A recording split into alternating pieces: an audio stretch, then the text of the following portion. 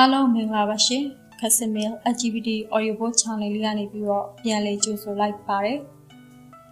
ဒီတစ်ခါစစ်ဖက်ပြနေတဲ့ feel လေးကရာဇဝင် feel လေးဖြစ်ပါတယ်မြန်မာလေးစက်ရေးသားထားတဲ့ဘောင်းကြော့ရင်သွေးဆိုတဲ့ feel လေးဖြစ်ပါတယ်ရှင်စစ်ဖက်ပြတဲ့ feel တွေကိုကြိုက်နှစ်သက်ကြတဲ့တဲ့အောင်ချင်းစီတိုင်းကိုကျေးဇူးများတင်ပါတယ်ဆက်လက်ပြီးတော့စစ်ကိုအားပေးပါအောင်လို့နောက်ပိုင်းကြလို့ရှိရင်ဇလန်းလေးကပိုပြီးစိတ်ဝင်စားဖို့ကောင်းပါတယ်အားကြောင့်ဆက်လက်ပြီးတော့အားပေးပါလို့တိုက်တွန်းပါတယ်ဆေးဗီဒီယိုလေးကိုနားမထောင်ခင်မှာ like and subscribe လေးလုပ်ပေးပါ share လေးလုပ်ပေးပါလို့စကားတောင်းဆိုပါတယ်ဒီ file လေးကိုဖတ်ဖွင့်ပေးတဲ့ညီမလေးဆက်ကိုလည်းကျေးဇူးများတင်ပါတယ်ရှင်အားလုံးကျန်းမာချမ်းသာကြပါစေအနေဘေးကင်းရှင်းကြပါစေလို့ဆုတောင်းပေးပါတယ်ရှင်အပိုင်းလေးတိုက်ခွဲတစ်ခွာညိုရီလိုက်လိုက်ဝင်သောပြာသူလိုက်ပင်ဖြစ်သည်မြမ12ရာသီပွဲတော်ထဲမှာနတ်တွေ့ရှိစစ်သည်များအတွက်ညှိခင်းသပင်ကျင်းပသည့်ပွဲတော်လားလအစာမှတင်ညင်းရေးပြဖို့အတွက်နန်းတော်ထဲတွင်ကျေဝန်းသောခြံစည်းရိုးတစ်ခုကိုအရင်တည်ဆောက်သည်ထို့နောက်အရှင်ဘုရင်မင်းညီမင်းသားများနှင့်မိဖုရားများအတွက်ယာယီနန်းဆောင်များဆောက်လုပ်ရ၏ကျင်းပမည့်ရက်တွင်နေရောင်မထွက်ခင်ကတည်းကစရင်ကြိုပေးသည့်စစ်တီတော်များမြင့်တက်စုကလူများတဒန်းကြီးရောက်ရှိနေပြီဖြစ်သည်ကျင်းပါမီကွင်းလေကိုတေချာမြင်ရသောယာယီတဲနတ်အထက်၌အမြင့်ဆုံးပလင်တော်တွင်စပြူဒီပအရှင်ရှိသည်သူ၏လက်ရဘက်တွင်တဆစ်နှိမ်သောပလင်အထက်ကမင်းကြီးမင်းသားများဝဲဘက်တွင်မိဖုရားများသူ့ရာထူးအစင်းနှင့်သူထိုင်ရသည်ဝဲဘက်ဆုံးအစွန်တီးတန့်အဆောင်တော်၌စာပဝါကာထားသောနေရာတွင်တပင်တိုင်းထိတ်ထားဆံမြန်းသည်စရင်ပေးသည့်လူတန်းထဲတွင်ရာဟုတို့အဖွဲ့ရှိနေသည်ငနက်ငချုံနှင့်ရာဟုမှာ16နှစ်အရွယ်သို့ရောက်ရှိပြီးဖြစ်၍အရင်ကထက်ပိုပြီးထွားကျိုင်းတန်မာသည့်ကိုခန္ဓာများပိုင်ဆိုင်ထားကြသည်ထိုထဲမှရာဟုရဲ့အရက်ကပိုမြင့်ပြီးအပေါ်ပိုင်းဖလာမှာညာလက်မောင်းတွင်အဝတ်အနီတစ်ခုသာစီထား၏ဝင်ပြိုင်သည့်အခါတမန်စစ်သည်များဆိုရင်တောင်ရှည်ကိုကြောင်းကြိုက်၍အပေါ်ပိုင်းဖလာဖြစ်ပြန်ရပြီးစစ်သူနှင့်မင်းကြီးမင်းသားများကတော့မိမိနှစ်သက်သလိုဝတ်ဆင်နိုင်သည်ရာဟုတို့3ယောက်စလုံးစရင်ပေးပြီးချိန်အနောက်ဘက်မှခဆူဆူထွက်လာသောအတန်တန်ငါကတကြီးမီးကွာဘာကိစ္စအပေါ်ဝတ်ကိုချွတ်ရမလဲတကြီးဥဆံမြအီမီတေဆဆိုသည့်လူငယ်လေးရဲ့အတန်အပေါ်ပိုင်းကိုကျက်ရဲ့အထက်မှာခြိသားသူ့ရင်ကိုထပ်ဆင်မြန်းထားသောကြောင့်စရင်လက်ခံသူကသူ့ကိုအဝယ်မခံသေးတမအရက်သားကအပေါ်ပိုင်းပလာပဲပြန်ရမယ်ဟေးမချွတ်ရင်ပေးမဝင်နဲ့မချွတ်ဘူးကွာဝင်တော့ဘာဖြစ်လဲဒေဇာကစွတ်တိုးသောကြောင့်လှန်ကန်စစ်သည်နှစ်ဦးကသူ့ကိုဖမ်းချုပ်လိုက်သည်ရာဟုစရင်ရင်းမှတ်သူရဲ့ဘေးကိုသွား၍ခတ်တိုးတိုးပြောလိုက်၏ဒါကိုလှမ်းမြင်သောဒေဇာကမျက်နှာတစ်ပြင်လုံးမြည်ရဲကဟိုကောင်မိဘပြောမလို့လဲမပြောနဲ့နော်စရင်ရေးသူကသဘောပေါက်သွားနေနဲ့ခေါင်းညှိလိုက်ပြီးအပြင်ဆွဲထုတ်လိုက်လှန်ကိုင်စစ်တဲ့နှစ်ဦးကတေဇကိုဂျိုင်းကတစ်ဖက်စီမှကစရင်ပေးမိလူတန်းထဲမှဆွဲထုတ်လိုက်သည်စရင်ကိုင်တဲ့လူရောသူ့အန်တရမဖြစ်အောင်ကဲတင်လိုက်တဲ့ရာဟုကိုပါငါကိုင်တုပ်ယူဆဲလေပြီထို့နောက်ငါကတကြီးမီးကွာမိတ်ကလေးဖြစ်တာလည်းမပြန်ရတော့ဘူးလားမင်းတို့အဲ့လိုခွဲခြားလို့ရသလားဟုရေရွတ်ခါလက်သီးလက်မောင်းတန်းနေပြန်သည်ထိုအချိန်တီးတန့်ဆောက်ထားသောယာယီတဲနန်းထဲမှအပြိုတော်တဦးထွက်လာ၏စိတ်တူလို့မျက်နှာတစ်ပြင်လုံးหนีနေသောနှုတ်နယ်သည့်လူငယ်လေးအနာရှောက်လာကထိတ်ထားလေးကအခေါ်တော်ပါလိုက်ပါတယ်အခုလိုက်ခဲ့ပါထိတ်ထားလေးဆိုသည့်အတန်ကြားတာကြောင့်တေဇခုံပေါက်နေရကနေငြိမ်သွားသည်တေနန်းထံလှမ်းကြည့်လိုက်တော့ဇာပဝါချထားတာကြောင့်သူ့ဘက်ကတေချာမမြင်ရထိတ်ထားဘက်ကကြည့်ရင်တော့စောစောကဖြစ်ပြက်နေတာတွေအကုန်မြင်သွားလောက်သည်ဒေဇရှက်ရှက်နဲ့ကုတ်ကိုပွင့်ရင်အပြိုတော်ရဲ့အနောက်ကနေကုတ်ကုတ်လေးလိုက်သွားသည်တဲနန်းပေါ်ရောက်တော့ငေါ်ပူးခွင့်မရှိသေးတာကြောင့်ခေါင်းကိုတုတ်ထားတဲ့ဒူနာထိ ငုံကဥခိုက်လိုက်သည်အသင်ကတကြီးရဲ့မီဟုတ်တလားစမ်းရည်တစိမ့်စိတ်စီစဉ်သလိုခတ်တိုးတိုးကြည်လင်သည့်အတန်လေးထွက်ပေါ်လာသည်တေစာရောင်ရမ်းကခေါင်းကိုအနှင်းငယ်မောလိုက်မိပြီးမှကိုပြန်အရှိန်တက်လိုက်ရ၏ဖြူဝဲကဝင်းမွနေသောခြေပမုံးအစုံကိုအကြည့်မလွှဲနိုင်ဟုတ်ပါတယ်ထိတ်ထားလေးဖေရံပယ်ရွာကတကြီးဥဆက်မြရဲ့မြည်တေစာလို့ခေါ်ပါတယ်တေစာတယ်လားအတန်မှာတိုးတော်လဲတခါပြောတိုင်းသူ့တကူလုံးကိုမလှုပ်နိုင်အောင်ချီနှောင်လိုက်သလိုပဲတေစာထိတ်ထားလေးရဲ့နန်းဆောင်မှာအမှုတော့ထမ်းကျင်သလားခမဒီတခါတော့တေစာခေါင်းတစ်ခုလုံးမော့ကကြည်လိုက်မိတော့သည်မကျင်းနှစ်ခုပြင်ကိုအပြောင်သိမ့်လို့ဖြောက်တန်းနေတဲ့မျက်ခုံးအောက်ကဝိုင်းဝန်းသည့်မျက်လုံးလေးတွေရွှေလိုဝင်းသည့်အသားရည်မှာဆင်မြန်းထားသည့်ပန်းစီရောင်ထမသိန်းနဲ့ဇာချီဝိယုံတော့ကြက်တရီအဖြာဖြာနဲ့လှရက်လိုက်လေးချင်းတလုံးအမှုတော့ထမ်းရွက်ပါမယ်ထိတ်ထားလေးဖေပလဲမင်းသမီးရဲ့ကြည်လင်သောမျက်နှာလေးကပြုံးသွားပြီးသူ့ရဲ့ကောင်းတွေကိုစုချဖို့အတွက်ရွှေလင်ပန်းနဲ့ထည့်ထားသောဒဇင်ခတ်ကိုယူလိုက်သည်ထို့နောက်တေစာဤရောင်တုံးပေါ်သို့ထိုးဆိုင်ပန်ပေးလိုက်ပြီးကောင်းပြီသူ့ကိုအမှုထမ်းမှုဝိယုံစင်မြန်းပေးလိုက်ပါခင်ဘေးမှာအပြိုတော်တဦးကတေစာကိုလိုက်ခဲဖို့ခေါ်သွားသည်ထိုအခါခြေတော်ရင်းမှခါစားနေသည့်အထင်းတော်ကြီးမှသူ့ပုံစံနဲ့ထမသိန်းဝတ်ပေးလို့ရပါမလားထိတ်ထားလေးရဲ့တပင်တိုင်းမင်းသမီးရဲ့နန်းဆောင်မှာညီသည့်ယောက်ျားဆက်သည်မှအမှုထမ်းလို့မရသလိုယောက်ျားလေးလိုလည်းဝတ်ခွင့်မရှိပေထိန်းတော်ကြီးစောကသူ့ပုံလေးကိုမြင်သလားပြိုင်ပွဲဝင်လို့မရတာကြောင့်ဆွတ်ခုန်နေတာမြောက်ကလေးလိုပဲလေအခုထိတ်ထားလေးစီမှာအမှုထမ်းဖို့ထမသိန်းဝတ်ဆောင်ပြီးအဲ့လိုခုံပေါက်နေမှာကိုမြင်အောင်မိတယ်ခပြုံးပြောလာတော့ထိတ်ထားလေးကိုအထင်းတော်ကြီးမှာမနိုင်ဘူးဆိုသည့်ပုံဖြစ်ခေါင်းရလျက်ထိတ်ထားလေးကတော့လေတကယ်ပါပဲမြင်းခင်းတဲ့ပင်စစ်ကျင်းပဖို့အသီးသီးနေရာယူပြီးချိန်တွင်စစ်သူကြီးကသူ့ဝတ်နေကြဝိယုံအတိုင်းမြင်းဖြင့်ကွင်းလေကိုဝင်လာသည်ကျွမ်းကျင်လှသည့်မြင်းရည်အလှပြပုံတွေဖြင့်ပရိသတ်တွေရဲ့ဩဘာတန်များစုညံလို့သွားသည်ထို့နောက်ကြောက်စိမ့်နရာတောင်ရှိအစိမ့်ဝိယုံဖြင့်ဝင်လာသည့်မင်းသားတစ်ပါးဟာမြင်းကိုစီးနှင်းလျက်မဟုတ်ပဲဇက်ကြောမှဆွဲကင်ကခြေလျင်ဝင်လာသည်ကွင်းလေသို့ရောက်မှသူ့ဤတောင်ရှိခပုံစားကိုခြေဖြစ်ခတ်ကမြင်းပေါ်သို့တက်လိုက်ပြီးမှပဝါပါးလေးလေထဲလွင့်မျောလိုက်သလိုလွှာကနေပင်တမန်လူဆိုတောင်ရှင်မပြောနှင့်ရိုးပစိုးအတူနဲ့တောင်တက်ဖို့ခတ်သည်ညှိပြီးပျောက်ကျနိုင်သလိုကြွကြပြီးလဲအဆက်ကွဲနိုင်၏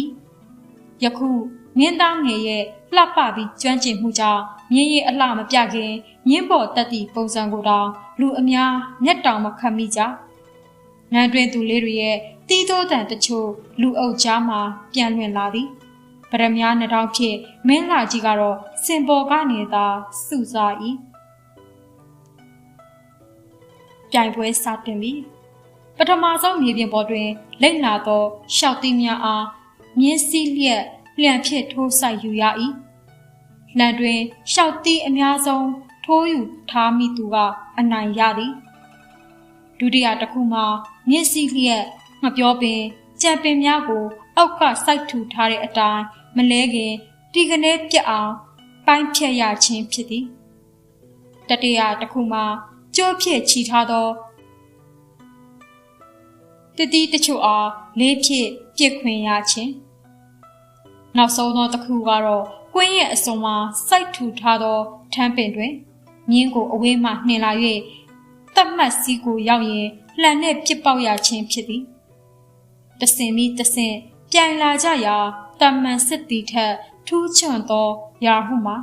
ပရိသတ်ကြားထင်ပေါ်လာခဲ့သည်နောက်ဆုံးစစ်သူကြီးနှင့်နှစ်ယောက်အပြိုင်ထမ်းပင်ကိုဘယ်သူအမြင့်ဆုံးပေါက်နိုင်မလဲထိစိတ်ဝင်စားလာကြသည် ပထမဆုံးစစ်သူကြီးကအရင်လှန်နဲ့ပြစ်ခွင်းလိုက်သည့်ထမ်းပင်လုံးနေရာကတခြားလူတွေရဲ့အမြင့်ဆုံးထိပ်ဖြားတွင်ရှိနေ၏ထိုလှန်ကိုကြိုးကွင်းပစ်သူကလှမ်းပစ်ယူပြီးဖြုတ်ပေးရသည်ရာဟုအလှည့်ရောက်တော့ထိပ်ဖြားထက်ကိုပိုပြီးပြစ်ရင်အပင်ကိုမထိပဲကြော်သွားနိုင်တယ်လို့အောက်ကိုပြစ်ရင်လဲစစ်သူကြီးထက်နှိမ်သွားနိုင်မည်မြင်းကိုအဝေးမှအပြင်းနှင်ပြီးညာလက်ဖြင့်ပစ်ပေါက်လိုက်ချိန်စစ်သူကြီးထိမိသောနေရာ၌တနေရာထဲထိုးဆိုင်မိ၏ပရိသတ်ကြားကလက်ခုံတမ်းများကြားရသည်ကျိုးပစ်သူကလှန်ကိုဖြုတ်ယူတော့လဲဘလို့မှပြန်နှုတ်ယူလို့မရသည့်အခါကွင်းထဲပို၍စူညံကရာဟု၏အမိကပဲ့တင်ထအောင်တွင်နေလေတော့သည်ပြိုင်ပွဲပြီးတော့စုချင်းမြင့်သည့်ပစ္စည်းများမှရွှေဖလားငွေဖလားနှင့်မိဖုရားများထံမှသစင်နှင့်တစ်ခွများအသီးသီးရရှိကြပြီးစစ်သူကြီးကတော့ဗရမများမြို့စားရဲ့သစင်ပန်းခတ်အပြင်အရှင်ဘရင်ထံမှဒီလရာသီပွင့်သည့်ဖွာညိုခတ်ကိုရရှိသည်ဒါဟာအမြင့်ဆုံးစုလို့သတ်မှတ်နိုင်တော်လဲညောင်နှန်းဆက်မိဖုရားကြီးကတဲနတ်ပလင်အထက်ကနေထားလာပြီးသူမ၏ပခုံးတွင်ခြုံလွှာထားသည့်ရွှေကျင်ခတ်ပဝါအားရာဟုရှိရာသို့ပြစ်ပေးလိုက်၏ဒါဟာနှစ်စဉ်ကျင်းပသည့်ပွဲတိုင်းမှာသူရဲကောင်းတိုင်း၏အိမ်မက်ဖြစ်သည်ရွှေဖလားငွေဖလားသစင်နှင့်တစ်ခွအခတ်တွေထပ်ပို၍တန်ဖိုးကြည့်လေသောစုတော်မှာမိဖုရားကောင်းကြီး၏ရွှေကျင်ခတ်ပဝါဖြစ်သည်ယခုအခါမိဖုရားကောင်းကြီးမရှိသေးတော့လဲနန်းတွင်မိဖုရားထဲမှအမြင့်ဆုံးဖြစ်တဲ့မြောင်နှန်းဆန်မိဖုရားဟေတိကပြစ်ပေးလိုက်တာကြောင့်ရာဟုကိုစစ်သူကြီးထပ်ပို့ပြီးအတိအမှတ်ပြုလိုက်သလိုပင်ဒီသူရဲကောင်းကိုငါမြောက်စားမယ်ငါရဲ့လူဟုကျင်ညာလိုက်သလိုရာဟုသည်မလွဲမသွေယာရုကြည့်သည့်နေရာတစ်ခုခုကိုတော့ရတော်မူဟုဆိုလိုသည်ပခုံးပေါ်ကျလာသောပဝါကိုယူ၍ရာဟုကရင်စည်းအဖြစ်ချီလိုက်သည်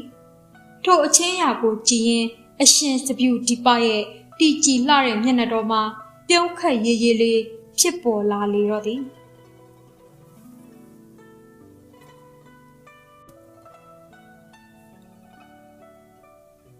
အပိုင်း၄ပိုက်ခွဲ2အများသူငါထင်ထားသည့်အတိုင်းပွဲပြီးတဲ့အခါမိဖုရားဟေတိရဲ့ဒန်းဆောင်မှအထိန်တော်ကိုယ်တိုင်ရာဟုကိုလာခေါ်သွားသည်သို့သောမိဖုရားဆံမြန်းရာအဆောင်တော်နာမရောက်ခင်တမှုတချို့ကဘရင်အမိန့်ဖြင့်ရာဟုကိုလိုက်ခဲ့ရန်ပြောလာ၏နန်းတွင်မှတကယ်အရေးပါလှသောပုဂ္ဂိုလ်နှစ်ဦးစလုံးကအလိုရှိနေသူဖြစ်တော်လဲရှင်ဘရင်အမိန့်ကိုသာနာခံရသည်အထိန်တော်ကြီးကမျက်နှာမသားမယားဖြင့်တကူရဲသူမရဲ့တခင်မထံပြန်သွားလေတော့သည်ရာဟုကိုခေါ်ဆောင်သွားတာကကြာမျိုး၅ပါးရှိနေသောရေကန်ဆက်တွင်စောက်လုပ်ထားသည့်အဆောင်တော်တစ်ခုဖြစ်သည်ထိုနေရာကရှင်ဘရင်အနားယူရာလက်ဖက်ရည်တော်စာတဝက်တာကာယံပြီးအပေါ်ကဘေးပြီးလေးဖက်လုံးကလေဟာပြင်ဖြစ်သည်ရာဟုကိုထိုအဆောင်ရှိပို့ပြီးရနဲ့တမှုများကအဆောင်ပေါ်မှအရှင်ဘရင်ကိုဥညွတ်ခါပြန်သွားသည်အရှင်ဘရင်ဘလို့ပုံစံရှိနေမလဲဆိုတာဥမောခွင့်မပေးတာကြောင့်ရာဟုမမြင်ရသေးဆရာတော်ဖျားရဲ့ကျောင်းကနေဒီလိုလူတော်တွေထွက်လာတာဝမ်းမြောက်စရာပဲလူငယ်ရဲ့ကြိုးစားခြင်းနဲ့စိတ်နဲ့ရောဆိုင်ပါတယ်တကအရှင်မင်းမြန်ဩဇာပြည့်သည့်အတန်နှင့်ရာဟုပညာသင်ခဲ့သည့်ကျောင်းကဆရာဖုန်ကြီးရဲ့အပြန်အလှန်ပြောဆိုသည့်စကားပင်ဒီနှစ်လည်းအကျော်အမော်ထွက်တာကြောင့်ဆရာဖုန်ကြီးကိုပင့်ဖိတ်ထားခြင်းဖြစ်သည်အဆောင်ပေါ်တက်လာခဲ့ပြတ်သားသည့်အမိန့်တန်နောက်မှာရာဟုခြေစုံအဆောင်ပေါ်သို့ရောက်ရှိလာသည်အနာတို့ခါစားစေစပွဲအပုကိုအရှင်ဘရင်ကအခင်းပါဖြင့်တင်မလွေခွေထိုင်နေရကြောင်းရာဟုကဒူးတုံလျက်တိုးရသည်နုနှစ်ယောက်ပေါတော့လက်ဖဖိုးတစ်ဖက်မှာဓာချေရအနာရွတ်တို့စီကျဲလျက်လှမ်းလာသည်ရာဟုလက်နှစ်ဖက်ဖြန့်လိုက်တော့ကျင်တစ်တကောင်မှန်ဖြီနေသလိုသွန်းလောက်ထားသည့်ရွှေလက်စွပ်တကွင်းကလက်ဖွားတဲ့အသာကျလာသည် ဒါကိုယူပြီးငါကိုရောရဲ့အပါမှာကိုရန်တော်အဖြစ်ခါစားစေရာဟုကောင်းညိတ်ပြလိုက်တော့ဆရာတော်ဘုန်းကြီးရဲ့ခက်ကြိတ်ကြိတ်အတန်ဟာမဆိုင်မတော့ပဲကျေးဇူးတော်ကြီးမြတ်ကြောင်းနဲ့အခုလိုချီးမြှောက်လို့ဝမ်းသာကြောင်းပြန်လျှောက်တင်ရမယ်လေတကားရာဟုရာဟုအခုထိဥမမော့ရသေးတယ်လို့ထပ်ပြီးတော့လဲမညှို့ပဲကျေးဇူးကြီးမြတ်ကြောင်းနဲ့အခုလိုချီးမြှောက်တဲ့အတွက်ဝမ်းသာကြောင်းပါဆရာဘုန်းကြီးကသူပြောလိုက်တဲ့အတိုင်းနည်းနည်းလေးတောင်မကွညွန့်ပဲဒုံးတီကြီးပြောလိုက်တော့လူငယ်ကိုကြီးကခေါင်းရမ်းလိုက်သည်တိခဏတော်မူပါတကားအရှင်မင်းမြတ်ဒီလူငယ်ကကျောင်းမှာကလေးကစစ်ပညာခဲ့ပြီးကျန်တာသင်ပေးလို့မရအောင်တိတ်ဘဒုကရန်နိုင်လုံးနဲ့လူငယ်မှုပါစပြူခတ်တော်ရီမော်လျက်သူ့ကိုခန့်ထားတဲ့ယာတုကလည်းစကားပြောနေစရာမလိုတော့အဆင်ပြေပါတယ်ဆရာတော်ဖေစိတ်ချလက်ချနဲ့တပည့်ဖြစ်သူကိုထားခဲ့ပါဆရာတော်နဲ့ဘယင်ကစကားဆက်ပြောနေကြပြီးရာဟုကဒီအတိုင်းဒူးတုံနေရသည်ထပြန်ဖို့ရှောက်ရမလားအခုပဲယာတုကိုထမ်းဆောင်ရတော့မလားစဉ်းစားနေခါသူ့ရှေ့ကိုရောက်လာတဲ့နောက်ထပ်တစ်ခုထိုအရာက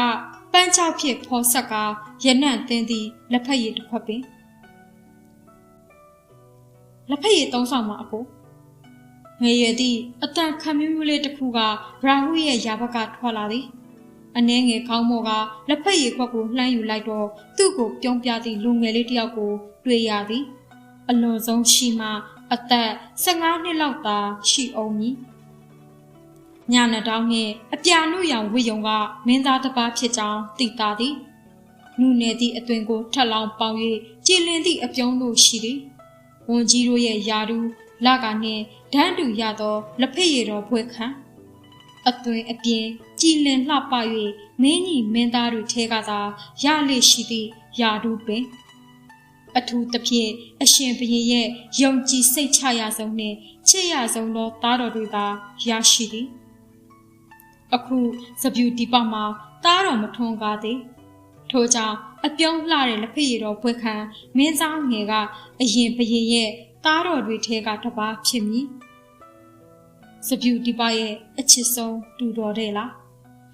ရာဟုရဲ့ဆက်ဆက်သွင်းနေသောအသွေးတွေကထိုမင်းသားထံခတ်ဆူဆူအကြည့်ရောက်ရှိသွားသည်ထိုအကြည့်ကိုနားမလဲသောမင်းသားငယ်ကသူ့ရဲ့ပင်ကိုအပြုံးလေးအတိုင်းရည်ပြကအကိုရဲ့နှံပြချက်ကိုကျွန်တော်တွေ့လိုက်တယ်တကယ်တော်တာပဲတော်လက်ချင်းနဲ့အတူနှိမ်ချသည့်လေတံရှိသည်ရိုးရိုးကိုလှုပ်တော်ကနေမွေးတဲ့သားပဲကျေးဇူးရာဟုကိုကောင်းငိတ်ပြပြီးသူ့ဦးရီတော်ထံလှမ်းကြည့်သည်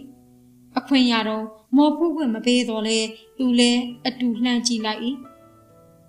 မင်းအဆောင်အယောင်အပြည့်ဖြင့်တည်ကြည်သောမျက်နှာတော်ဟာလေးနက်သောစကားတို့ကိုဆိုနေသည်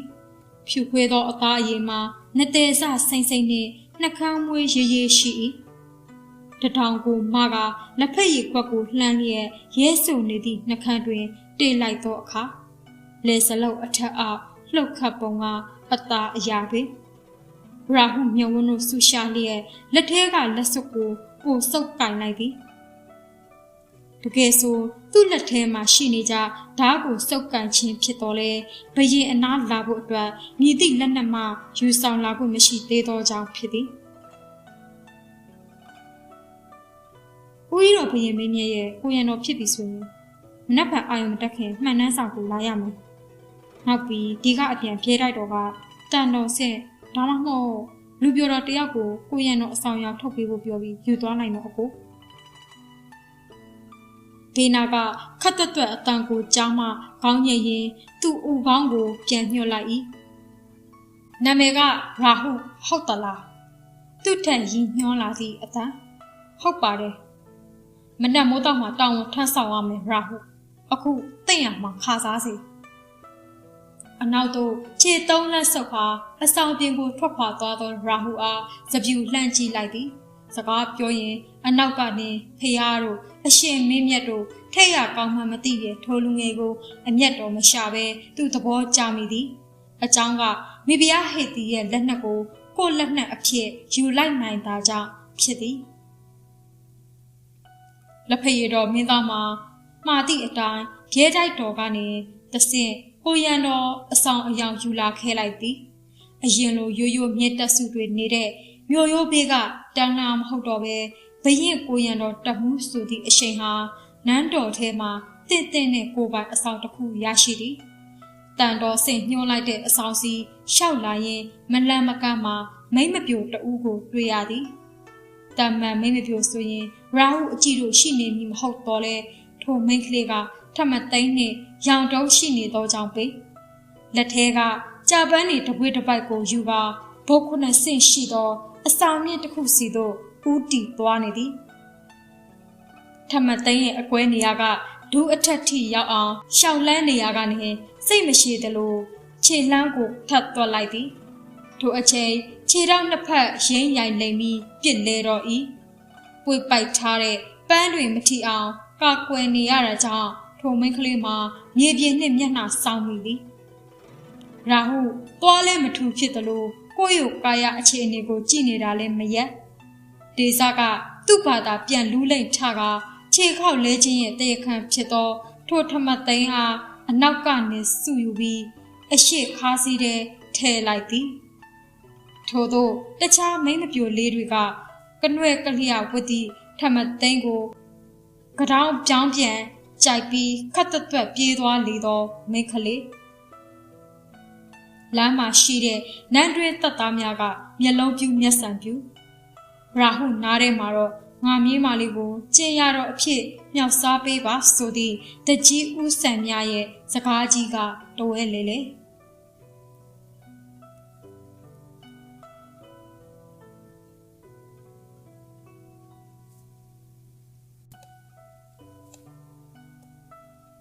အပိုင်းငါရန်သူရဲ့အနားမှာအနီးကပ်စောင့်ကြည့်ခွင့်ရတော့မယ်ဖြစ်တာကြောင့်အိတ်မပျော်သောညကညတာပိုရှည်နေသည်အရှိအယမရောင်နီတန်းတာနှင့်ပြင်ဆင်ပြီးသောရာဟုကလက်ဆွဲတော်ဓာတ်ကိုကန်ဆောင်ကဘရင်စံမြန်းနဲ့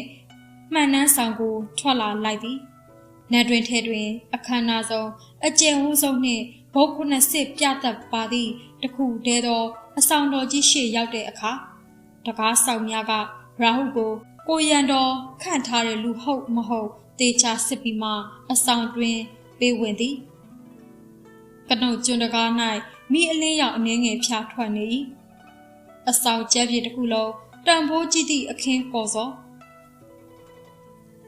အတိပြီးသောကြောင့်ခန္ဓာချင်းများကထဲထဲဝါဝါရာဟုခြေလမ်းများအိမ်ဆောင်အထိဝင်သွားသည့်အခါတလွန်ပေါ်တွင်စက်တော်ခေါ်ခြင်းမရှိဘဲဘေးကစပွဲမှသာစာကြည့်နေသည့်တိုင်းပြည်ရဲ့ဥဆောင်ကိုတွေ့ရမည်ဝန်းရံနေသောအချွေအရံမရှိအထိန်တော်မရှိအိမ်ဖန်တော်ဆောင်မရှိဘဲဘရင်တပါးသေးတာပြန်ပြူးနေသည့်တလွန်ထက်ကဖဲမွေရဟာတညာလုံးတရေးမှအိတ်ထားခြင်းမရှိတာကိုသက်သေပြသည်ရာဟုမတက်ရက်နေတဲ့နေရာစီပေလွာတွင်ပုံသေးရှိနေသောမျက်စံနဲ့နဲ့များကလှစ်ခနဲရောက်လာသည်ဒူးတစ်ဖက်ထောက်ထိုင်ချရင်ခါစားလိုက်မှကင်ဆွဲထားသည့်ဓာတ်ကိုပြန်ချတန်ကြားလိုက်ရတာကြောင့်အရှင်ဘရင်ကလောက်ကျန်သူကိုဒီလိုပဲထိုင်ဆောင်နေတတ်သလားဟုရာဟုတွေးမိသည်ရေချိုးတော်ဆောင်ဝင်မယ်တို့ပြက်ပြက်အမိတ်ရိုကျိုးစွာပြန်လျှောက်တင်တန်မထွက်တော့လဲမတ်တက်ရက်လိုက်တော့အရှင်ဘရင်ရဲ့ဘေးနာရာဟုရောက်သွားသည်ကိုရန်တော်ဆိုတာဘရင်အန်ရဲ့ကြောက်တဲ့အခါကာကွယ်ဖို့မလားဒါကိုဘာလို့အချွေအရံတွေလှုပ်တဲ့ဝိယုံတော်လဲတာကအစကူပေးနေရတယ်လေမတွေးနိုင်ခင်ရာဟုလက်ထဲဝစ်လဲတော်ပစိုးရောက်ရှိနေပြီဖြစ်သည်ကိုချက်အင်ကြီးအဖြူမှာရွှေကြီးထိုးမပါသောရိုးရိုးတောင်ရှိအကွက်ပစိုးဘောင်းဆောင်ထားခြင်းမရှိသည့်ရောင်တော်ကြွလန်းနေတဲ့ခြေလမ်းတွေကတွတ်ဆုပ်ခြင်းကင်းစွာကော်စောလွတ်တဲ့နေရာမရှိတာကြောင့်ဖက်နှက်မပါဘဲဝင်းမွတ်နေသောခြိဖုံးမိုးကိုမြင်တွေ့နေရသည်ဒီလိုခေါင်းအစခြေဆုံးကြည်ခွင့်ရှိသလားမရှိသလားရာဟုမသိသူသိတာရန်သူဖြစ်တဲ့ဟော်ရီဘရင်ကိုအနီးကပ်သေးချာလေ့လာရမည်အလင်းရောင်အားနေသည့်အချိန်မှတော့ဝတ်ထားတဲ့အင်ကြီးအယောင်နဲ့မတိမ်မယိမ်းဖြူနေသည့်အသားအရည်ဒီလိုနှုတ်နဲ့လူတယောက်ကဘလို့ပုံစံနဲ့များမိမိရဲ့မိဘတွေကိုတက်ပစ်ခဲ့သလဲထူခဲ့သော မျက်ခုံးတို့တွန့်ချိုးလာပြီးအန်ကိုကြိတ်ခါရာဟုသွေးတို့ဒေါသဖြင့်ပွက်ဆူလာလေသည်နှင်းစီအစာဒီနေ့စပယ်စီကိုသုံးမယ်မှန်လားပါအရှင်ဖေဟာရေချိုးတော်ဆောင်တော်ကိုရောက်တော့ဒူးတုတ်ခါစားနေသောအပြိုတော်လေးတွေကရေကိုအရန်သင့်ပြင်ထားသေးသည်ဘရင်မှန်နှန်းဆောင်မှာခါစားရသည့်အပြိုတော်ဆိုတာချောပိလှပိဆိုသည့်မျိုးရိုးမြင့်တဲ့ကသမီးကညာလေးများသာအနက်ရောက်ကလေးပါဖြင့်ဆက်တော်ခေါ်ရသည့်ကျင်ရလောင်းကလေးများဘရင်ကိုအနိကခါစားရတာကြောင့်မိဖုရားကောင်နေရာအထီတောင်ရီမှန်းလို့ရသည့်အမျိုးကောင်းသမီးဖြူဖြစ်တာကြောင့်ဟန်မူရာကအစတိမ်တိမ်မွမွေစံရွယ်ရှိထုံးဖွဲ့ကကြည်လင်သောမျက်နှာနှင့်ဝိယုံတော်လှလှလေးတွေရာဟုရဲ့စိတ်ထဲစပြူဒီပဘရင်အားပို၍မကြင်မနှက်ဖြစ်ရသည်တကယ်ဆိုဒါကသူ့နေရာမလားရာဟုကစိတ်ထဲတွင်ဘလောက်ပဲပောက်ကွဲဒေါသထွက်နေပါစေမျက်နှာတွင်ပြောင်းလဲခြင်းမရှိဘဲပုံသေးပင်ရေချိုးကန်ထဲကနေအရှင်ဘရင်ကအသစ်ရောက်လာတဲ့အိုရန်တော်ကိုခဏခဏလှမ်း၍အကဲခတ်တော်လဲကြောက်ရွံ့တရုပ်လိုသာသူ့၏မျက်နှာကလီကြည်နေ၏အသက်ဘလောက်ရှိပြီလဲ19နှစ်ဒုံတီတီဖြေလိုက်တော့ရာဟုအတန်ကြောင့်စပယ်စီပြုတ်လုံနေသောအပြိုတော်လေးတွေကမတိမတာလှမ်းကြည့်သည်အရှင်ဘရင်ကိုပြန်ဖြေတာကတငယ်ချင်းစကားပြောတယ်လို့မျိုးမင်းပြစ်မင်းတန်တင့်မှာမကြောက်ဘာမကြောက်နဲ့ဘရင်ရဲ့ညီနောင်လိုသဘောထားတဲ့စစ်သူကြီးတောင်အချွေအရန်တွေရှိရင်စကားကိုစင်ကြင်သည်တော်ထိုဘူးကန့်လန့်စကားတို့အားစပြူဒီပအေးအေးယူခြင်းမပြုဘဲသူတိကျင်တာတွေထပ်မင်းနေ၏မိဘတွေပါရောကွယ်လွန်သွားပြီငွေစားအမေရှိတယ်စကားကိုရှောက်တင်ရင်အနောက်ကဖះလို့ထည့်ရတယ်ဟုတ်ကဲ့ဖះစပြူဒီပအတန်ထွက်သည့်အထိရီမောလိုက်သည်နှမှောင်သောမျက်ဝန်းများကလာချမ်းခွေးတစ်ခွဲမှိတ်ကျသွားပြီးရောင်မစပင်တို့လှုပ်ခတ်သွား၏စကားအပြောမတတ်ပေမဲ့ဤလူငယ်ဤလက်ယုံရည်မှာပေါ့ပေါ့တေးသေးမဟုတ်စစ်သူကြီးနှင့်တန်းသူလက်ယုံချင်းရှင်နိုင်သည့်အနေအထားမှရှိသည်စပြူနာမတခင်အိတ်ရှိဆန်ယာဒူတုံးကရဲကောင်မှာဘေးကအမြင်လိုက်ပါရသောတမှုပေယခုနှစ်ယောက်လုံးကပို၍တောင်ဝန်ကြီးမားသည့်နေရာတွင်ရောက်ရှိနေကြတာကြောင့်ရဲခေါင်ကိုအပား၌မထားနိုင်တော့ပေတခြားကိုရန်တော်တွေနဲ့လက်ယုံကိုလည်းစပြူတိတ်သဘောမတွေ့သဘောတွေ့ပြန်တော့လဲပေးထားပြီးသားတောင်ဝန်အသီးသီးရှိနေသည်တစ်နှစ်တစ်ခါလူစွမ်းကောင်းရွေးပွဲမှာထူးချွန်လာသောရာဟုကဒီနေရာအတွက်တင့်တော်နေသလိုဒါပေမဲ့စကားကိုဘက်နဲ့ပြောနေပါလေဘယ်စနပုတ်ကလာလို့ငန်းတော့ဒလိတွေမတက်တာလဲရာဟုမဖြေတန်ရက်ရှိပါကထပ်ပိုင်းဖြတ်ခံရနိုင်လဲဒင်းလေးကထုံပိပိရှိစေတော့စကလုံးတစ်ခွန်းနဲ့တစ်ခွန်းဟာရောထွေးမနေပဲခတ်တိုးတိုးဖြစ်တိကျနေသည်စပယ်စီကိုရွှေဖလားအသေးလေးတဲ့ပြောင်းထည့်ပြီးအပြိုတော်လေးတအုပ်ကစပြူရဲ့ရေကန်နားမှာဒူးတုတ်ခါစားသည်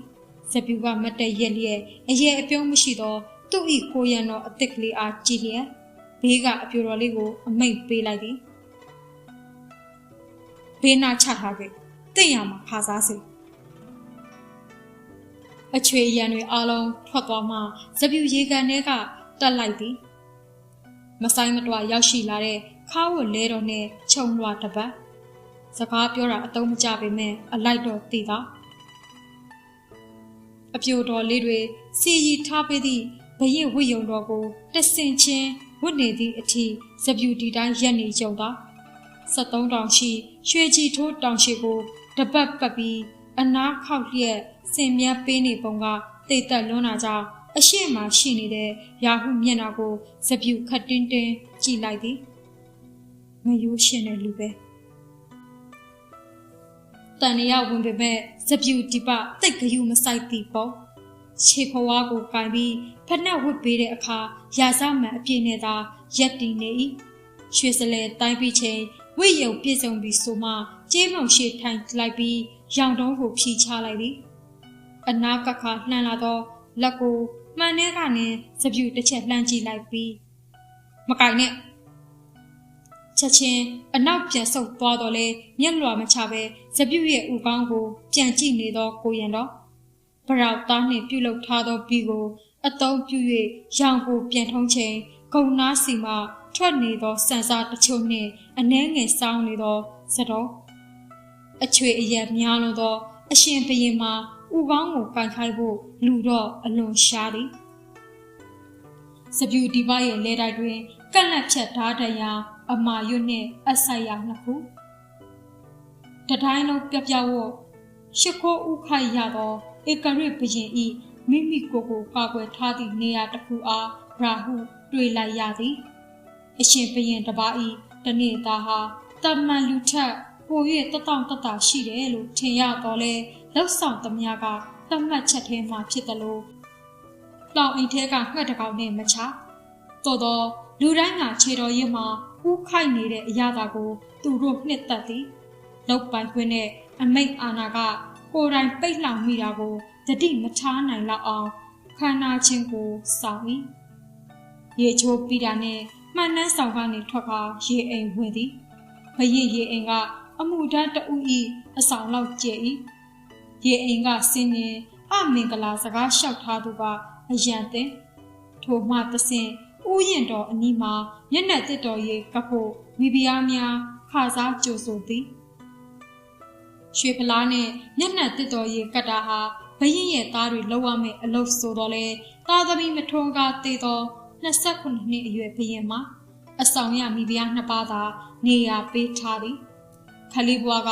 လိုချင်တာတောင်းတဖို့ခမည်းတော်ထံရွှေကောက်ကိုရေထဲလို့စောင့်စားခဲ့ရပေါ့မေရော့ရဲ့သဘောတကျပြုံးသည့်ဟန်ပန်စပြူတီပသွားလျာအနောက်ကတကောက်ကောက်လိုက်နေရင်ရာဟုမှတ်ညံထဲတွင်အတိတ်ကပုံရိပ်များကအလိုလိုထင်ရှားလာခဲ့သည်ဘောင်းတော်ဆောင်ကသူကြိုက်တဲ့တစ်ခုကိုရွေးကာပစောင်းဖြစ်စေတဲ့ရောင်တုံးပေါ်တင်လိုက်သည်နီလာခံစားတော့မနက်9 နာရီအထိအာယုန်တက်ကလေးကရှုပ်လိုက်တဲ့ဘရင်အလုံးရာဟုလည်းနီလာခံရဲ့ပလင်ချေရင်မှာရက်နေရမည်မင်းကြီးမင်းသားတွေရဲ့အနောက်မှာမူးမတ်များယာတို့အလိုက်အတီးတီးခြံရသည်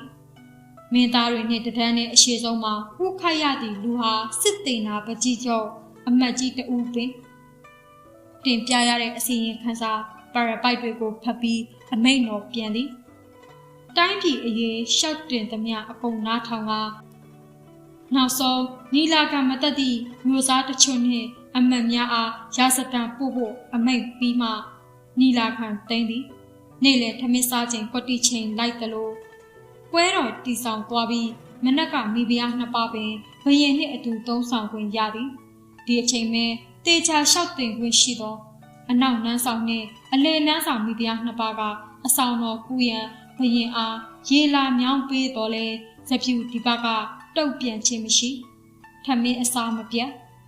ပြတ်သွားတာကမိဖုရားတွေရဲ့မျက်နှာထပ်ပြီးတော့လဲမလျှောက်တင်ရဲ့ထမင်းသွားစားချေရဟုပြီးရင်လက်ဖက်ရည်တော်ဆောင်လာခဲ့ဤမြသာမှင်ပြီးအနားယူသည့်အချိန်မှာညီသည့်မိဖုရားအချွေအရာကိုမှမခေါ်ဘဲတကူတန်းထွက်သွားသည်ရာဟုအစေခံတွေအတွက်တီးတန့်စားသည့်အဆောင်မှာနေ့လည်စာစားပြီးစပြူပထမဆုံးသူ့ကိုတောင်းဝပေးအပ်ခဲ့သောလက်ဖက်ရည်တော်ဆောင်ကိုရောက်ရှိလာသည်သူရာတို့ကဖွင့်တောင်းနေစရာမလိုအောင်အဆောင်ပေါ်တက်ပြီးဘရင်အနောက်မှာရက်နေရသည့်အနေအထားပင်မနေ့ကတွေ့ခဲ့တဲ့ညနေတောင်းနှင့်မင်းသားငယ်ကစပြူဒီပါအတွက်လက်ဖက်ရည်ဆက်ပေးသည်ကြည်လင်သောမျက်နှာတော်ကိုဆောင်လျက်စကားအတက်ရေးရာမှာကျွမ်းကျင်၏တခါတရံဟာတာဖွဲ့ပြတဲ့စကားတွေမှာစပြူဒီပပျော်ရွှင်လျက်ရီမောနေသည်မနစ်ကတကြံတော်မှာလေလူတော်ကအပြိုလေးတွေကိုမြစ်စိတ်ဆက်မှာရေလောင်းဖို့စောင့်နေတာဒါပေမဲ့ဥယျတော်ကသူတော်ကလောင်းကျင်စောနဲ့ရေအိုးပြေးမှပြီးသွားတာအောက်ကဘွက်ထပြီးချော်နေတော့ဘိုက်ကနေလဲရောသူတော်ယူလာတဲ့ရေအိုးကစီတဲ့မိန်းမကြီးရဲ့စီအိုးနဲ့တန့်ကျသွားတာလေအဲ့မိန်းမကြီးကသူတော်ကိုမင်းသားမှမသိပဲထင်းချောင်းနဲ့လိုက်ရလို့ပြေးလိုက်ရတာဒီနန်းတွင်နဲ့ရောက်မှပဲလွတ်တော်တယ်အဆောင်တော်ကိုရောက်တော့သူတော်ကအောက်ကနေတောင်ရှည်တောင်ပါမလာတော့ဘူးဗျတိလားဦးကြီးတော့ဖြစ်ရမယ် စောစောကနီလာခံတွင်ဩဇာပြေသောမျက်နှာထမင်းစားဆောင်မှာတီတင်းနေသည့်မျက်နှာတွေနှင့်လာလာမှမဆိုင်စိတ်ပေါ်ပါနေသည့်စပြူရဲ့လေးပင်ချင်းကင်းစင်သောမျက်နှာကိုလက်ဖက်ရည်တော်ဆောင်မှသာတွေ့ရသည်မင်းသားငယ်ရဲ့နာမည်အရင်ကတောင်ရန်ဖြစ်ပြီးမြို့သိမ်းမင်းနှင့်ကိုလှုပ်တော်ကမွေးဖွားသောမထေမရှားသားတော်တစ်ပါးဖြစ်တော်လဲစပြူရဲ့မြောက်စားခြင်းကိုရရှိသည်မြမျိုးကိုစားရ၍ညနေထောင်းကိုစင်ကားနေတိုင်းအရှင်စပြူဒီပအနာမှာခါစားခွင့်ရှိသောသူတော်မြောင်နှန်းဆံမိဖုရားကြီးဟေတီရဲ့သားတော်တို့တောင်ဒီလောက်အနီးကပ်ခါစားဖို့အခွင့်နေသည်မိသည့်လောဘမှမရှိဘဲမျက်နှာကြည်လင်ကစကားတတ်သည့်မြမင်းသားကစပြူဒီပယုံကြည်၍ချစ်တော်သူတွေထဲကတဦးပင်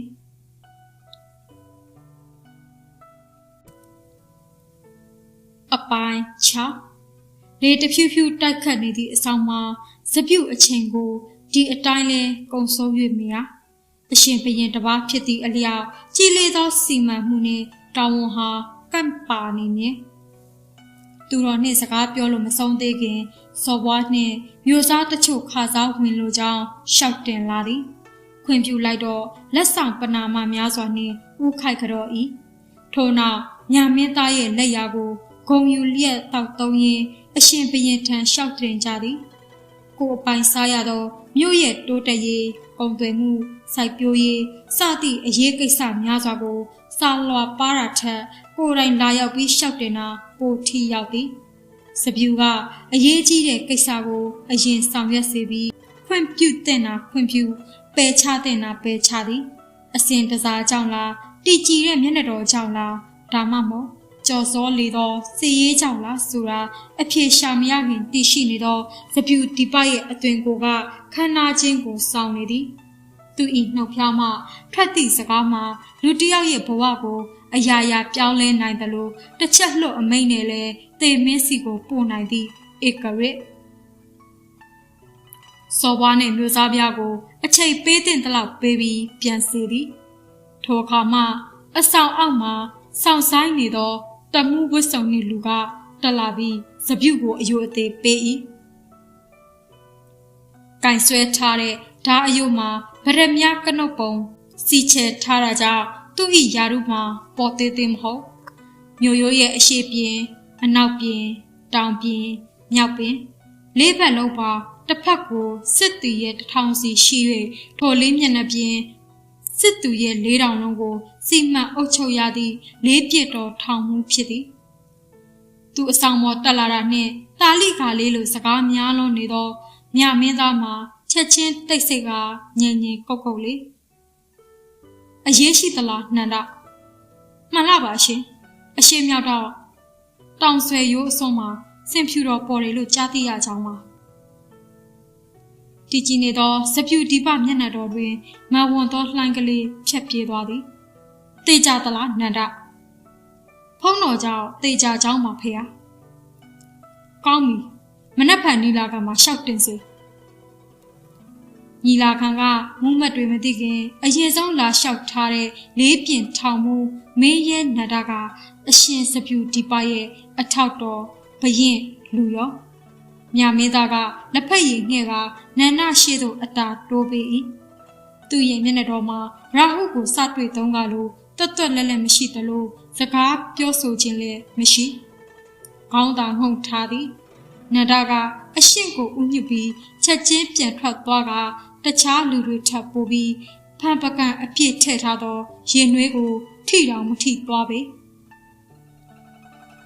လိုအပ်သည့်အရာကဖုံးတကိုးကြောင့်ရတော့မည်ဖြစ်လို့စပြူရဲ့မျက်နှာကကြည်ကြည်လင်းလင်းမြမင်းသားလေးမျက်နှာမှာတော့အလိုမကျစွာနှကန်းစုလျက်လေးပြင်ထောင်မှုထွက်သွားတဲ့ဘက်ကိုကြည်လင်းနေတော်သည်ညနေဆောင်ချိန်အရှင်ဘရင်ဦးတီတာကစာကြည့်ဆောင်တော်ဖြစ်သည်တနေ့ကုန်လှည့်ပတ်လိုက်နေရတော့လဲပထမဆုံးတောင်ကိုထမ်းဆောင်တာလို့မထင်ရအောင်ရာဟုကစပြူရဲ့အပားမှာနေရတကြစာကြည့်ဆောင်နဲ့ဝင်သွားပြီးလိုက်ဝင်တော့မဲ့ရာဟုဘက်ကိုရုတ်တရက်လှည့်လာပြီးနားလို့ရပြီမနက်ဖြန်မှပြန်လာခဲ့ ကိုရန်တော်ကဘရင်အပါမှာမိုးလင်းကနေမိုးချုပ်ထိရှိရမယ်တောင်းဝန်ဆိုတော့လေအဆောင်တကားပိတ်သွားသောစပြူကြောင့်ရာဟုပြန်လှည့်လာခဲ့သည်ဘယ်အချိန်အလစ်ပေးမလဲတွေးနေတာနှင့်အတော်ဖြစ်၍မြေတကောင်ဆွဲကမြို့ပြင်သို့ဦးတီလျက်တက်စုတစ်ခုစီမှာရောက်နေသောငနဲ့နဲ့ငချုံကိုလှုပ်ဝက်အတိပေးလိုက်သည်မြို့ထဲတွင်တကြီးဥဆက်များစီစဉ်ပေးထားသောခြံဝန်းနှင့်အိမ်ရှိသည်ထိုအိမ်တွင်အိမ်ဆောင်လူလက်ပိုင်းလင်းများကနေထိုင်ပြီးရာဟုတို့ရောက်နေအပေါ်ဓာတ်ဧကန်းမှာနေရာချပေးရနှင့်သူတို့လင်မယားကခြံပေါက်ဝမှကင်းဆောင်၏ရာဟုရဲ့လက်ပါတော်ငနဲ့နဲ့ငချုံကမြင်းစုမှာတသားတရားအုပ်ချုပ်ရသည့်တမှုရာထူးတွေဖြင့်ဦးစီးနေသည်သူတို့၃ယောက်အိမ်ပေါ်ထက်ကစပွဲမှာစုံပြီးနောက်ဆုံးတွင်တေစာရောက်လာသည်တကြီးဦးဆန်များရဲ့အကြံစီကိုညီးဖြစ်သူလည်းသိသည်မသိတာကသူမသည်ရာဟုရဲ့ကျင်ရတော်ဖြစ်မယ်ဆိုတာပင်ထိတ်ထားနန်းဆောက်ကနေတခါတည်းရလာသည်မို့ဝတ်ထားသည်နန်းတွင်အပြိုတော်အဝတ်စားစိတ်ကြည်ကြက်စွာထမသိန်းကိုဖြစ်တယ်လို့မှာပြီးထိုင်ချလိုက်သည်စတွေ့ကလေးကရောဖုန်ကြီးစီမှာစစ်ပညာသင်တုံးကရောယောက်ျားလေးတစ်ယောက်လိုသာပေါင်းတင်လာခဲ့သည်ငနဲ့နဲ့ငချုံရဲ့မျက်လုံးများကသူတို့မျက်လုံးအိမ်ကိုကန်ထွက်လာတော့သည့်အတိုင်းပြူးကျင်လျက်ဘာကြည့်တာလဲသိချင်လို့လားအတန်ကတော့သေစားပြီးတာနေဆဲပါပဲထိုအခါမှနှကောင်သားငကိုမျက်နှာပေးအတိုင်းပြန်ဖြစ်သွားသည်လူဆုံတာနှင့်သူတို့ရဲ့တိုင်ပင်မှုကစတော့ဘသူဘယ်ရာတို့မှရနေလဲအရင်ပြောသည်ထို့နောက်နန်းတွင်ထဲမှာစပြူတိပဘက်ကရှိနေတဲ့သူတွေနဲ့သူ့ရဲ့စန့်ကျင်ဘက်လူစရင်ကိုတိလာသလောက်ဖလှယ်သည်ယခုချက်ချင်းအကောင့်ထဲပေါ်လို့မရသေးပေမဲ့သူတို့ခရီးကအနည်းနဲ့အများတော့ပေါက်ရောက်နေပြီဆိုတာစပြူတိပဘေးနာထိရောက်သွားတဲ့ရာဟုကတတ်သိပင်သူတို့အစည်းအဝေးပြီးတော့အပြင်မှာနေရောင်ပြောက်တော်မူမြို့တကားမပိတ်ခင်နန်းတွင်ထဲပြန်ဝင်ရမည်ဖြစ်သောကြောင့်တယောက်ချင်းစီမသိသလိုထွက်ကမြင်းနှင့်အပြေးပြန်နေရသည်ငနဲ့နဲ့ငချုံကတက်စုတစ်ခုထဲမှာပို့ရာဟုနှင့်လမ်းကွဲသွားချိန်သူ့ဘေးနားကနေအမိလိုက်လာတော့မြင်းပေါ်မှသေစာဝတ်ထားတဲ့ပုံနဲ့မြင်းပေါ်တက်ခွနေတဲ့ပုံကိုရာဟုအမြန်အကြည့်လွှဲလိုက်ရသည်အောက်ကဘောင်းမီအတူပါလို့တော်သေးတာပေါ့ဟေးရာဟုငါပြောစရာရှိတယ်မေ့ကြံစီအကောင့်တွေပေါ်ပြီးရင်မိဖုရားမြောက်ဖို့ရည်ရွယ်ထားတာရှိလားရာဟုဘေဘီကိုအမြန်ကြည့်လိုက်သည်တိုင်းသူပြည်သားများကသူ့အလုံးနဲ့သူဖြစ်တာကြောင့်သေစစကားများကိုအာယုံမရကြတို့တိတ်တိတ်ကြံစီရမည်အရေးကိုလမ်းလေကောင်တက်အော်နေသောဒီငနဲ့မှအားရာဟုခဆူဆူတစ်ချက်ပြန်ကြည့်လိုက်သည်ငါမိဖုရားဖြစ်လာမဲ့သူကနင်ဟာလို့ပြောလိုက်ချင်းတော့လေပါဇက်ကပြောမထွက်ထိုအစားရှိတော့ဘာလို့မလို့လဲရှိတော့ကောင်းတာပေါ့မဟုတ်ရင်ငါရဲ့ထိတ်ထားလေးကမင်းရဲ့မိဖုရားကောင်ဖြစ်လာမှာမလားနှမျောလုံးလို့တေတော့မယ်ဖြစ်နိုင်ရင်မင်းကိုပါတက်ပြီးပနင်ကိုငါယူပြစ်လိုက်ချင်လားအဲ့ဒါမှတေစာဆက်မပြောပဲမြင်းကိုရာဟုထက်ကြော်အောင်နှင်သွားသည်အနောက်မှာခဏတာပြောစရာစွန့်အားသွားသည့်ရာဟုအတွင်း၌ချော်လဲပြီးခေါင်းထိသွားတာလားမနက်9 နာရီတိထိုးတာနှင့်ရာဟုမှန်နှန်းဆောင်ရှိရောက်လာသည်မနေ့ကအတိုင်းအရှင်စပြူဒီပါကဇပွဲမှာထိုင်ရဲ့အတိုင်းပဲမနက်ခင်းတနေ့သာထုံးစံအတိုင်းလှုပ်ဆောင်ပေးရပြီးနီလာခံတက်သောအခါမင်းကြီးမင်းသားနှင့်မူးမှတ်များကပုံမှန်ထပ်ပို၍တောက်ပြောင်သောဝိယုံများဆင်မြန်းထားကြသည်ကောင်းသောသတင်းလျှောက်တင်ရမည်ဖြစ်လို့ပြင်ဆင်ထားသည့်သဘောပင်စင်ဖြူတော်ပေါ်ကြောင်းလျှောက်တင်ပြီးဘရင်ကသူ့ကိုယ်တိုင်စင်ဖြူတော်ကိုကျုံးသွင်းမိဟုမိန့်သည်စပြူဒီပါနန်းတပီးကလေးကမထီမဲ့မြင်ပြူကနီလာခံပြက်ကွက်နေသောပယင်းမျိုးစားနှင့်ငတာချမ်းအားနောက်ဆုံးရာစတန်ပို့၍နီလာခံသိမ်းလိုက်၏မြို့သိမ်းပင်နတ်တက်စင်ကစပြူဒီပါကစစ်ပွဲကိုသာဥဆောင်နေသည်မို့နီလာခံမှာလူကိုတွေ့ရသည်ကရှားသည်ထို့ကြောင့် သူ့ရဲ့ရက်ဆက်ပုံရက်ဆက်နီးတို့ကိုမကြုံဘူးသည့်မျိုးစားကအကဲဆန်းကျင်ကြသည်မြို့သိမ်းမင်းနဲ့ရဆံပြီးနန်းတက်လာတဲ့စပြူဒီဘကမင်းပြိုမင်းလွင်ဖြစ်သည့်အတွက်ပို၍တွေ့တိုးဆန်းကျင်နေသည်ထို့ကြောင့်ပထမဆုံးပလင်ထက်ကနေအမိန့်ချဖို့သူကတုတ်ဆုံနေမည်မဟုတ်မင်္ဂလာရှိတဲ့နေ့မှာဘောဓမထွက်ချင်သောကြောင့်နောက်ဆုံးဆိုသည့်အကျင့်ကိုထည့်တွင်းထားပေးလိုက်သည်ဒီနေ့မြမင်းသားကသူ့မိခင်ရဲ့ဇာတိကိုတွားလင်နေသောကြောင့်လက်ဖက်ရည်တီခင်းမိသူမရှိဖြောဆက်ပေးဖို့လူရှားတာမဟုတ်စပြူဒီပကိုယ်တိုင်ကသူတော်ရဲ့လက်ရမဟုတ်ရင်ကိုမတောက်ချင်းဖြစ်သည်ထို့ကြောင့်လက်ဖက်ရည်တော်ဆောင်မဟုတ်ပဲဥယျာဉ်တော်ကိုသွားသည်ညင်နေရယုံအကွာအဝေးတွင်အထင်းတော်နှင့်လူပြိုတော်များခါစားနေရပြီးအရှင်စပြူဒီပအနားမှာရာဟုတယောက်သာရှိသည်မင်းဘယ်ပန်းကိုနှစ်သက်ကလေးရဟုဥယျာဉ်ထဲမှာတေချာစီမံစိုက်ပျိုးထားသောပန်းပေါင်းစုံကိုကြည့်နေရင်စပြူမေးသည်စကားဆလာမယ်ဆိုလို့မထင်ထားသောကြောင့်ရာဟုကသူ့ရဲ့ဂုတ်ကိုကြည့်နေရကနေပန်းတွေစီအကြည့်ပို့လိုက်၏